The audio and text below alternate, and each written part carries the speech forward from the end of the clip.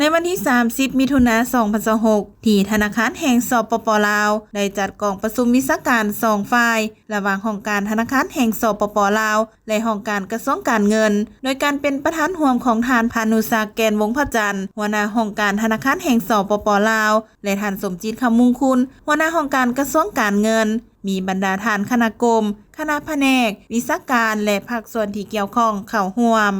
จุดประสงค์ของกองประชุมครั้งนี้เพื่อเป็นการสืบต่อพันธุ์ขยายการร่วมมือค้นคว้าลงลึกด้านวิชาการใน4กลุ่มเวียกที่สำคัญเกี่ยวกับความคืบหน้าในการจัดตั้งปฏิบัติเวียกงานที่ติดพันกับ2แขนงการตามบทบันทึกกองประชุมครั้งผ่านมา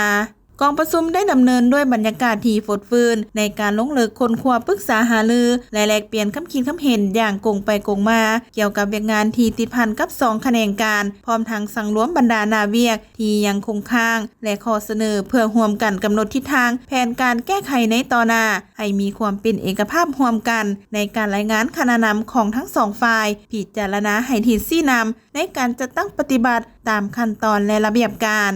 ในตอนท้ายของกองประชุมท่านสมจิตคำมงคุณหัวหน้าห้องการกระทรวงการเงินได้มีคำเห็นเน้นหนักให้คณะวิชาการจากกระทรวงการเงินสั่งรวมบรรดานาเวียกที่ติดพันกับวิชาเฉพาะของตนเพื่อเป็นข้อมูลในการสืบต่อประสานสมทบและค้นคว้าลงลึกเวียกงานวิชาเฉพาะร่วมกับคณะวิชาการจากธนาคารแห่งสปป.ลาวพร้อมทั้งสร้างกลไกการประสานงานเฮ็ดเวียกร่วมกันอย่างใกล้ชิดว่องไวโรงเรียนมีประสิทธิภาพและประสิทธิผลรับประกันในการจะตั้งปฏิบัติเวียกงานที่ติดพันกับ2แขนงการบรรลุตามจุดประสงค์และระดับคาดหมายที่กำหนดไว้